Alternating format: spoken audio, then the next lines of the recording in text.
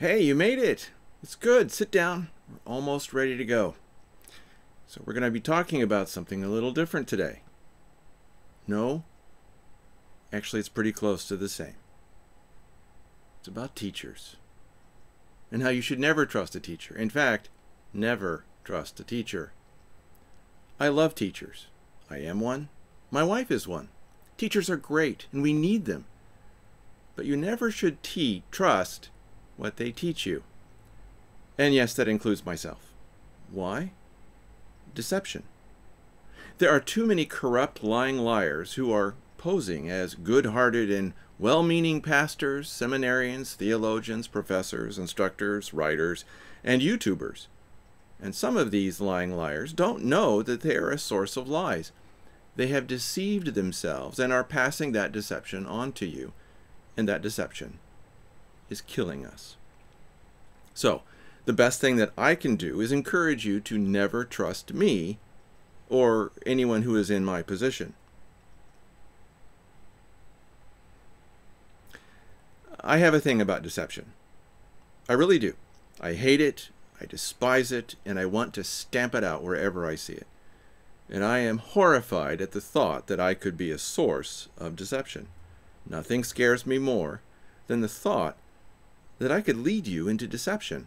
And there is very little that scares me. I've had bombs go off down the road. Guns have been pointed at me. I've been arrested over misunderstanding. I have stories to tell. I've been thrown out of high school. I even had Mrs. Little frown at me. When a man loves a woman, he gives her the power to scare him to death. But there is nothing that scares me more than the thought that I would cause you damage in how you think, what you think, how you believe, and who you believe in. I will stand before the Lord one day and answer for every word that I write and say. If I should lead you astray, I will suffer loss for that. I'm also concerned about your welfare. If I say or write something that causes you to make a bad decision, you could suffer great harm. And you could pass on the errors that I told you, spreading that harm far and wide. And I know that I'm capable of doing something like this, and that is why I implore you to never trust me. Never. Always, always check to see if I'm right. I know that I talk about some pretty difficult stuff, and you might not be able to check on everything for yourself. But my hope is that your understanding will grow to the point where you can challenge me on some of what I write and say. Some of you have been able to do that from day one, and I count it a blessing and an honor to have such clear-thinking readers who can point out errors or some possible errors. My hope is that I will always give such valuable readers the honor and respect that they deserve. Of course, as I write this, I also know that a sophisticated deceiver would write all and say all that I have written here and more. The best deceivers will also claim that you should never trust them, and that you should think for yourself, so I say, don't be lured into complacency just because I warn you against trusting me. Get an idea of wheels within wheels here? Please remember that we will all stand before the Lord one day and answer for what we do or say. You won't be able to blame me for deceiving you or tricking you into disobeying God. You won't be able to claim that I taught you wrongly, since you are responsible for learning how to tell the difference between truth and falsehood. Your responsibility as a Christian is to love the truth. That responsibility cannot be delegated to someone else. If you wish to be a responsible and obedient follower of Christ, I should say, the responsibility cannot be delegated to anyone else if you wish to be a responsible and obedient follower of Christ. The alternative is to remain a child in spiritual things. And that's pretty much the main point. Do you wish to remain a vulnerable child in all things spiritual and physical? Then ignore everything that I'm saying here. If you want to remain immature and fallible, if you want to remain stunted and ignorant, you can. And most people do. Yes, that's right. Being ignorant and deceived is a choice. You can choose to never question what you hear in church. You can choose to never question what you are taught in school. And we can see all around us a society that doesn't question what it reads in newspapers or sees on their TV screens. Unfortunately, if you're old enough, the choice to be and become ignorant and deceived might have been made so long ago that you do not remember that choice. But I can see that choice whenever someone complains about my criticism of the great Dr. So-and-so. I know of too many pastors who are horrified at the thought that I would disagree with their favorite theologian. When I see that, I can tell that a choice to be ignorant and deceived has been made, but so far in the past that they do not recall making it. I am reminded of this by a rather surprising event that happened a couple days ago. In fact, as I wrote what I am reading, it was literally yesterday. Bruce left a comment in last week's article about what I had said last week. He said, "This week you referenced a lineage back to the early church that your Baptist church enjoys, and I was curious if there are reference materials, books, or even internet sites that deal with the history of what I have heard called the remnant church." Close quote. I have tried not to mention this quote-unquote lineage too often, since people can place more importance on that than on what Christ commands us. And I've had to undo a tremendous amount of false teaching because certain writers, over 100 years ago, started to emphasize something too much. In fact, they started to replace sound biblical understanding with less sound human logic. The men responsible for this bit of Bible twisting that I'm referring to are J.R. Graves and J.M. Pendleton. Both of those men had good intentions and a lot of truth to back those intentions, but they made the mistake of using human wisdom to make the Bible say something that it doesn't quite say. What I am talking about is Landmarkism, and Bruce's comment led me back to the ideas that I had not thought about in years. So I did a search and clicked this link, wikipedia.org wiki, Landmarkism. Just do a search if you don't want to click the link yourself. I was a bit surprised that Wikipedia would have an entry about the Landmark Baptists. There wasn't a lot in that entry, but it was still a good jumping off point, and I recognized a lot of names that had been bandied about in my younger years. My dad certainly knows a lot more than I do and had some of his own battles with their acolytes. Then when I got to the bottom of that page, I saw a name that I was very familiar with. Leroy Benjamin Hogue. I was more than a little surprised. There cannot be very many Leroy Hogues out there, especially a Leroy Hogue who can write a dissertation on a uniquely Baptist idea. It had to be him. And sure enough, it was. Who am I referring to? My pastor here in Taiwan. He's only one of very few men that I can call pastor without reservation. He is a fantastic example of what every pastor should be. Kind, patient, gentle, passionate, a leader, someone who loves the Lord with all his heart and loves each and every one of us. Our church here in Taiwan has been greatly blessed to have him as our pastor, and our loss will be great when the Lord sends him back to Oklahoma. Now, I provide a link, and here's that dissertation, and he wrote it more than 50 years ago. You'll have to click the link. I'll also share the link in the comment section below this YouTube video.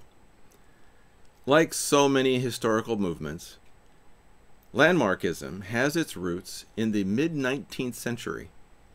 I partly blame the steam-powered printing press that made printing so cheap and easy. But the real blame lies with the teachers and pastors and writers who encourage the trust in people and not in a trust in God and the Bible. I don't want to get too involved in explaining the errors of Landmarkism. There are plenty of resources that are out there that you can do that for me. And the Landmark Baptists have a lot of things right. So I'm not really bashing them. I actually agree that our spiritual lineage is unbroken and should be unbroken.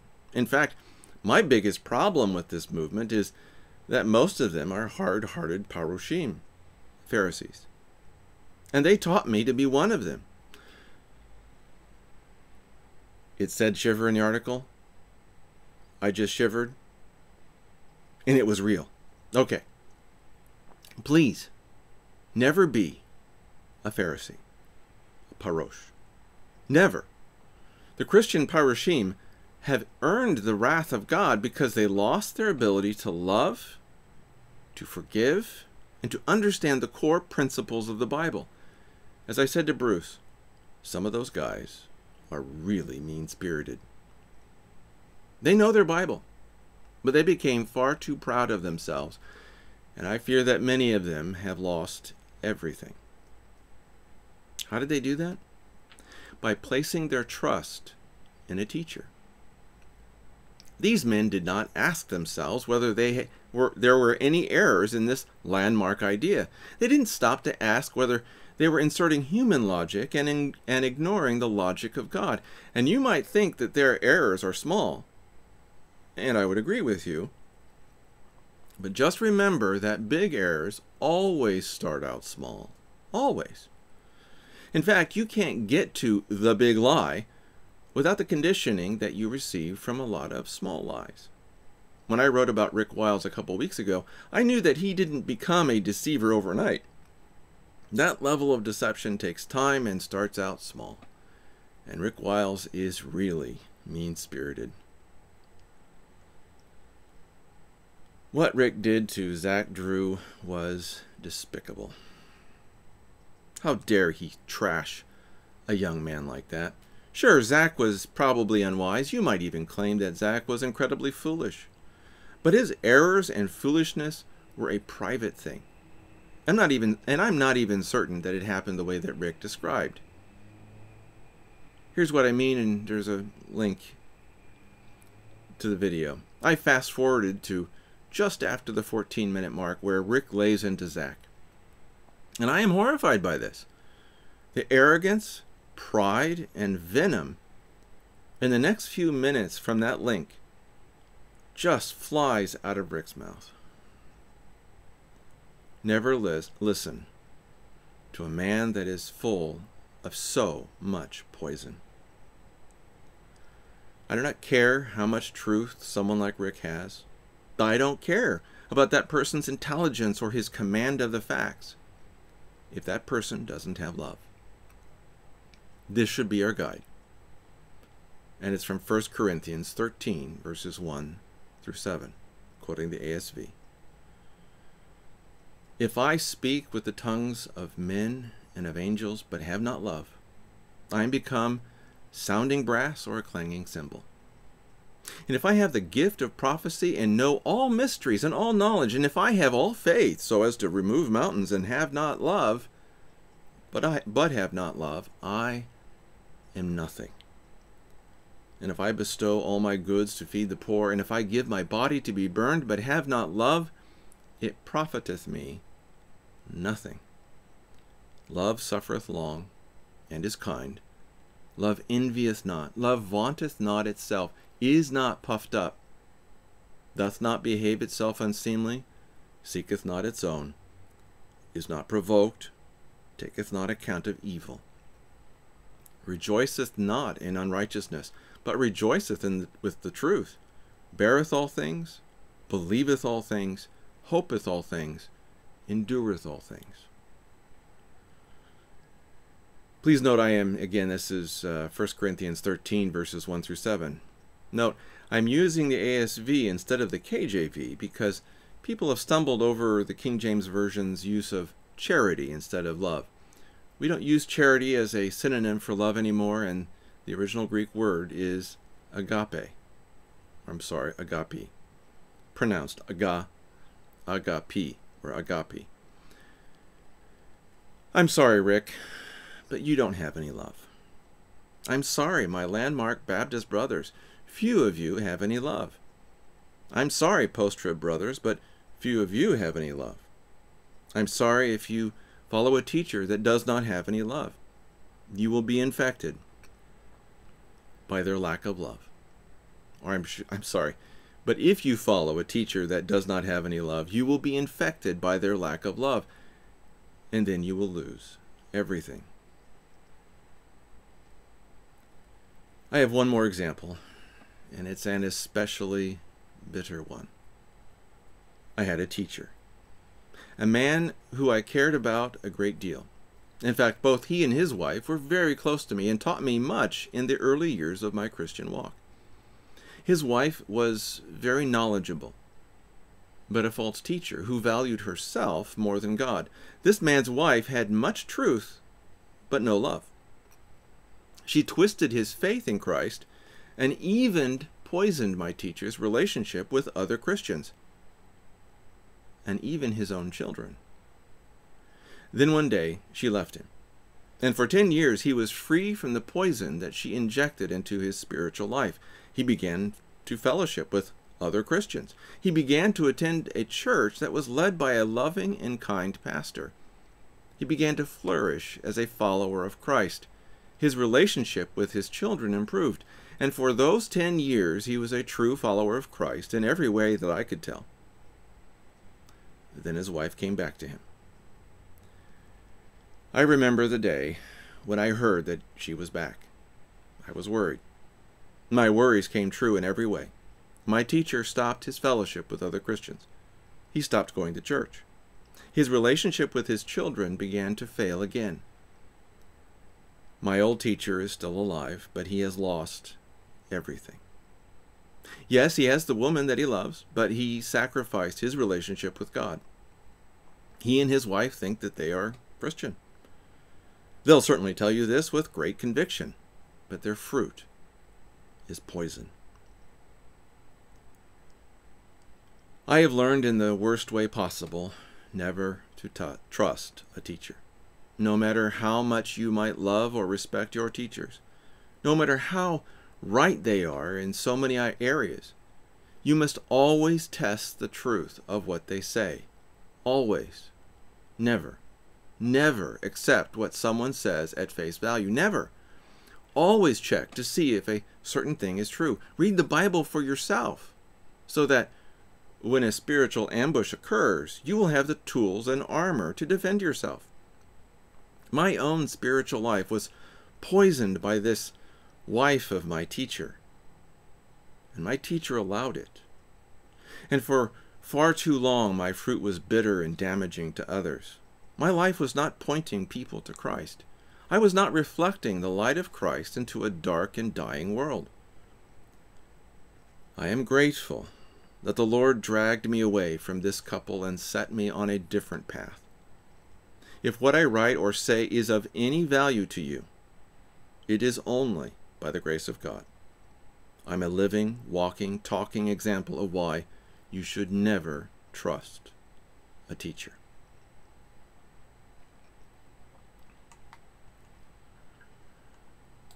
Okay, well, it's Friday, and my research that you'll be seeing, well, after I send this out, is a little bit less. I have had less time to do research and analysis, but I have some pretty good links here, and hopefully you'll get a chance to read some of them. But let me read through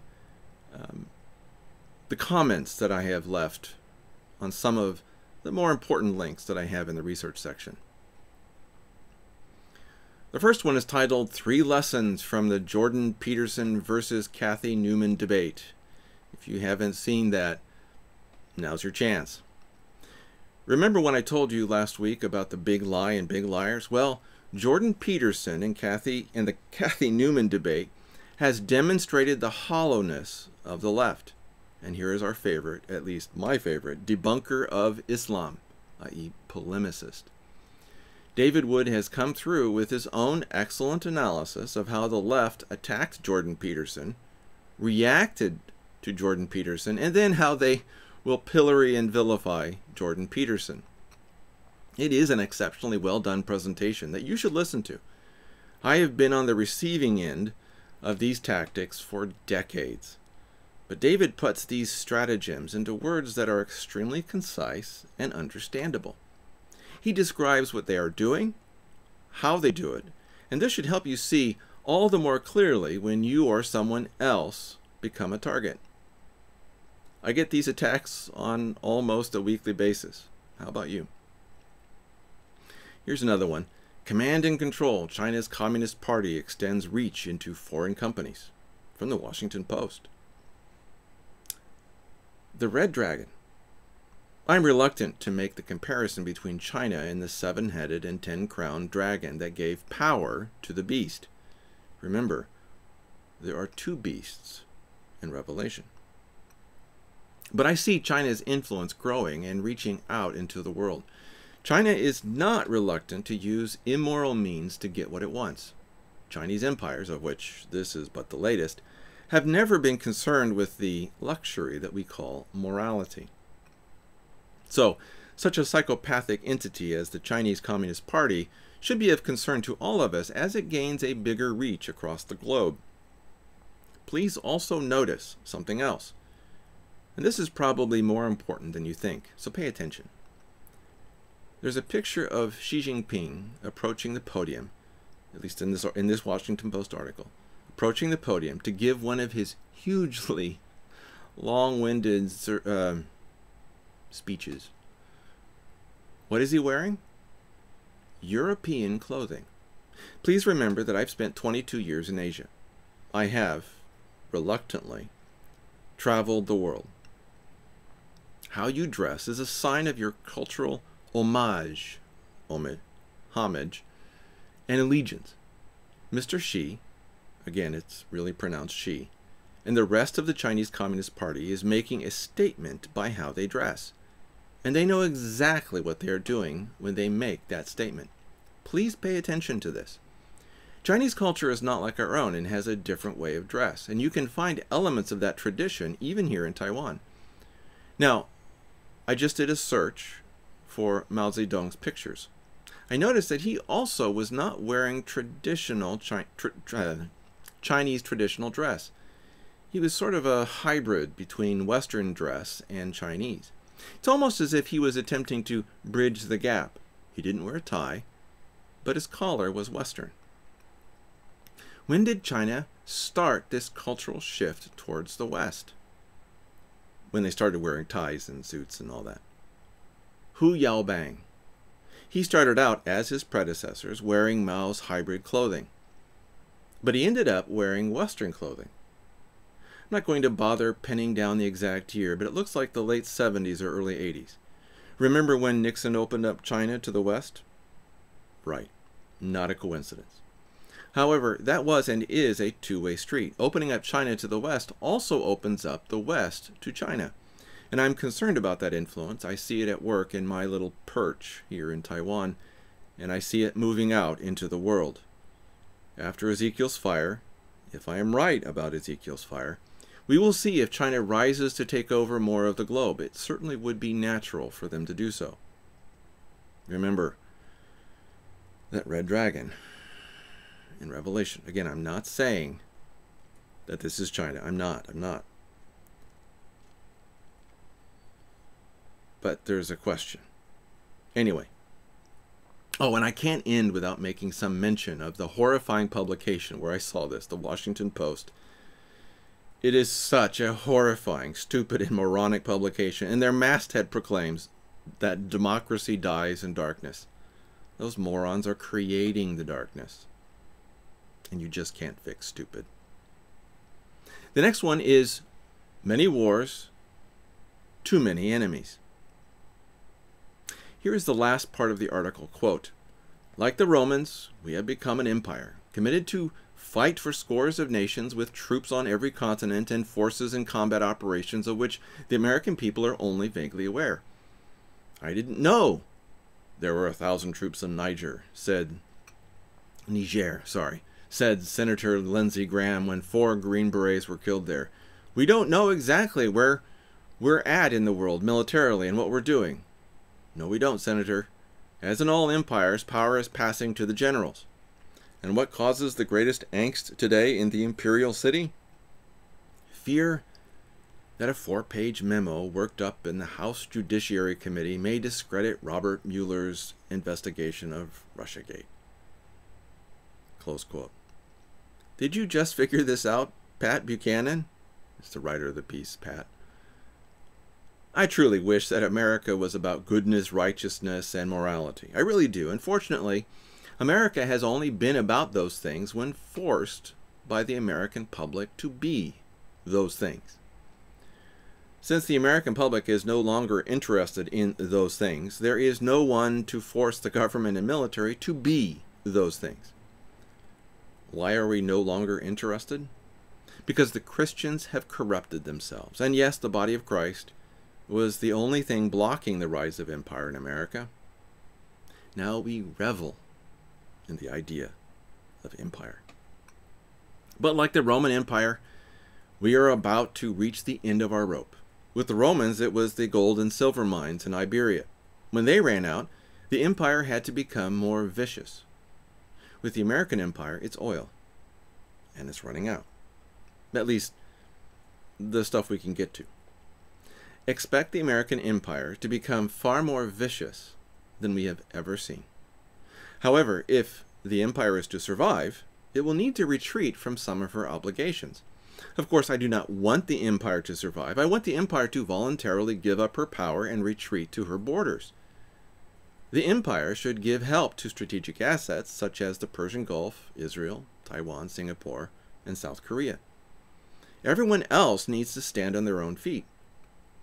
But that won't happen, so the empire will turn more and more evil. Empires cannot be reformed. They can only be destroyed. And it's rare for the original host of an empire. It is rare for it to survive the fall of that empire. Britain was lucky. I'm not sure that America can expect to be as lucky. And for those of you with an interest in prophecy, you will want America to fall. You will want America to crash and even burn. Why? Because if America continues down this path, she will either be the beast or the beast rider. Because I care about my country's future, I wish neither for her. Therefore, I desire that she fall from her perch. Whatever the outcome, many will die, far too many. The next one is Pipeline Wars, Realpolitik meets Geography, from the guy who writes Gold, Goats, and Guns. You gotta love a guy that titles his blog, his website, Gold, Goats, and Guns. Here's my comment. If you want a good example of what we mean when we say geopolitics, this is it. It's also a depressing example of how corrupt Europe and the United States are, and stupid, and short-sighted. An empire ruled by morons will not last very long. So again, read that article. It's a good example if you really want to understand the meaning of geopolitics. That's a good one to go to. Here's another one, and this is by Alice Friedman, and she's an interesting character. This one is titled, Horses and Mules, They Often Paid the Price. Or should I say, Alice Friedman reposted this article on her website, energyskeptic.com. It is a detailed view of what it takes to fight a war when oil is not available. Those who think that we can live without petroleum fuels are fooling themselves, and you. Peak oil has come and gone. We are now on the downslope of the curve, even though it doesn't quite feel that way. Although our current financial system has masked this problem, which is why it doesn't quite feel that way. Are you ready to go back to muscle power? The satanic New World Order is not ready, so they will fight hard to keep the petrochemicals coming, or some reasonable substitute. But you will suffer the consequences of their efforts. This next one really bothers me. I mean, really bothers me. It's a YouTube titled Hitler's American Business Partners. Hitler could not have murdered and raped his way across Europe and Russia if Americans had not supported him. This video is an overview of that story. And here's another question. Why has YouTube restricted this video? Why have they done this? How dare they do this? Now, here's another one, and this is part of the corruption section. It says, breaking, FBI releases documents claiming RT founder beat himself to death in his hotel room.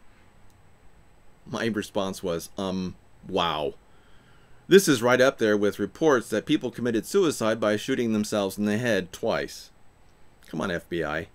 Field agents aren't supposed to be this corrupt. We don't want to believe that you guys are corrupt too, the field agents. We really don't. We want to support the field agents. But you aren't leaving us any choice. I think that we need a new hashtag if we don't already have one. Hashtag disband the FBI. And I spoke too soon. We already have a trending hashtag disband the FBI. Here's one from the moron section. Woman says Walmart locked African American hair products behind glass. Gloria Allred from NBC. Go figure. First of all, you only need to know that Gloria Allred is involved. That immediately tells you that hypocrisy, stupidity, and complete lies are going to be involved. However, this takes stupid to a new news level. No one puts a product behind glass if it isn't being stolen. It doesn't matter what it is or who is buying it. It will only go behind glass if it is being stolen. Every store on the planet knows that a product sells better if people can handle it. But these morons don't seem to be interested in morality or even truth. Least of all, Gloria Allred. And here's another one from the moron section. I'm sorry, I can't help it. Woman denied emotional support peacock on a United flight. Ma'am, that emotional support ostrich and your emotional support giraffe don't fit in airline seats. What's next? Emotional support elephants? Can't go anywhere without your somewhat less than tame chimpanzee? It's time for a reality check, kids. I don't mind sharing an airline cabin with animals. After all, lots of animals are better than most of the passengers on any given flight. And if someone wants to purchase an extra seat on a flight for an animal, I'm cool with that. But your emotional support zebra is one zebra too far. Now here's something a lot more serious. This one is Turkey versus the Kurds, the new Syrian proxy war. Again, gold, goats, and guns. He's good at geopolitics. Okay, some of you won't understand how this plays out, especially in terms of prophecy. The Turks versus the Kurds. And I'm not sure if I have the time to lay out the pieces for you and show you where things are going. First of all, the writer of this piece is an excellent analyst in the game of geopolitics. He knows how to look at the board and see strategic problems and strategic advantages. Unfortunately, he doesn't understand Israel or the Arabs. He understands some of it, but not the most important part. Israel's involvement in Syria is all about survival. Completely, absolutely, without question. Nor does Israel want to conquer Syria. They might have thought that this was possible in the heady days of the early 80s, when they were winning in southern Lebanon. But when they realized that they couldn't hold on to Lebanon, they understood, and hopefully still understand, that they cannot rule the Arabs. The bigger question is whether anyone can rule the Arabs. My personal belief is that Trump will throw away Obama's plan for the domination of Western Asia and restart from positions of strength. Obama lost Turkey. Obama also lost Iraq. Obama also mismanaged his attempt to destroy Syria. What Obama should have done was forcefully encourage Israel, Jordan, and Saudi Arabia into a closer relationship. Trump is doing that. And it looks like Trump is using Israel's relationship with the Kurds to good effect. And whoever set up that coup against Erdogan should be fired. That failure is a sign of incompetence. The question is, who failed and why? Now, all of that is a fairly dispassionate view of things, without the moral dimension. And we need a moral dimension. Without it, failure is assured. The problem is that we don't know what promises have been made to the players in the region. If the American empire lies, she will eventually lose her allies. Which means that she will lose her allies, since telling the truth is a problem for Washington. The other thing is that this writer doesn't quite get is the tribalism among the Arabs. We tend to look at the fighting in Syria as a civil war. It isn't, at least not completely. In reality, it's a tribal war. And it's why ISIS can suddenly pop up in unexpected places in Syria. It isn't really ISIS. It's just some tribe taking advantage of a situation and doing what it does naturally. What comes natural to Arab tribes in the Middle East? Killing other tribes. Seriously, Arab tribes in the Middle East have been killing each other ever since there were Arab tribes in the Middle East. The only places where tribes seem to have less of a hold are the big cities. It's harder to keep tribalism alive in a city since the us versus them mentality tends to suffer from erosion as you start to see them as people like yourself. Iran and Russia will attempt to impose their will on the Syrian tribes, and they've had mixed success, but more success than the Obama administration had. The question is whether Trump can win over the tribes. I doubt it, but anything is possible. The bigger threat to this Israel-Jordan-Saudi axis in the Middle East is the eventual fall of Egypt. Egypt is going to implode, and it will distract everyone from this effort to keep Russia and Iran out of Syria, and out of North Africa also. Now here's the New York Times on Israel's biological racism. This is from Honest Reporting. This is an excellent example of what I was talking about last week in my article, The Big Lie and Big Liars. I provide a link. The purveyors of the big lie never provide context or background. They never show the humanity of their targets. To the big liars, Israelis are just faceless animals. To the big liars, Israel is a rapacious country second only to Nazi Germany. Of course, the exact opposite is true, which is why this is such a big lie. The average reader of the New York Times might suspect that a New York Times writer lied about small things, but a big lie? Never. And that is why the New York Times and similar publications get away with such murder. And yes, it is murder, since these lies cause death and dismemberment of innocent Israelis. These lies support the aid that is given to Palestinian terrorists every year. These lies put guns in the hands of murderers to kill innocent Jews. I'm sick of it. And I am especially sick of it among those who should know better. Does anyone love the truth anymore? Well, here's my last one. And as many of you know, it's International Holocaust Remembrance Day.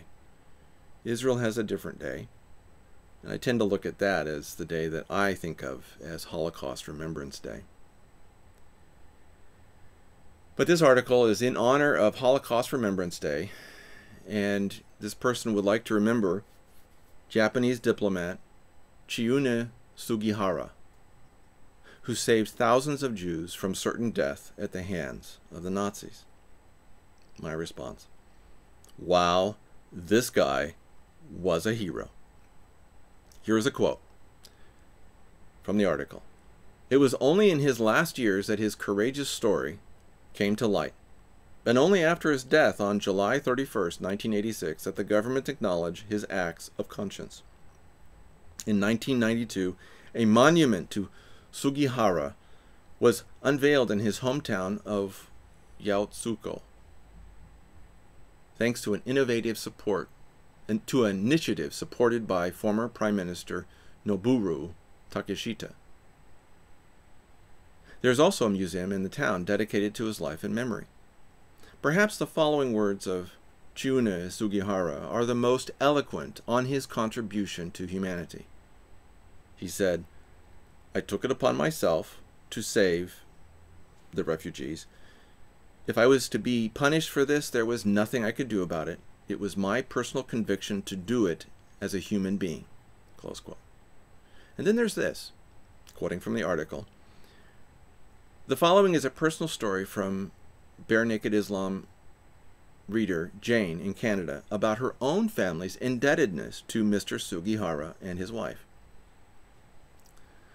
This survivor said, "Consul General Sugihara and his family are heroes in every sense of the word. My father-in-law and his brother would never have survived the Holocaust had it not been for him. Nor would my family exist if it hadn't been for these truly remarkable people who risked their own lives and the lives of their children to save Jewish lives." Close quote. My great hope is that Mr. Sugihara was a Christian when he died. I want to be able to shake his hand and thank him when I get to heaven. And there's a lot more in the article. Well, that's it for this week. There's more in the print version or the written version of this of the shock letter. Please read it and leave your comments. I always value them. All of you are my favorite people. Although Mrs. Little is even more favorite. Anyway, please remember again, never trust a teacher. Always check. Always make sure. Always think for yourself. You're not going to be able to point to anyone else to blame when you stand before the Lord one day. Have a good weekend, guys. We'll see you next week. Bye.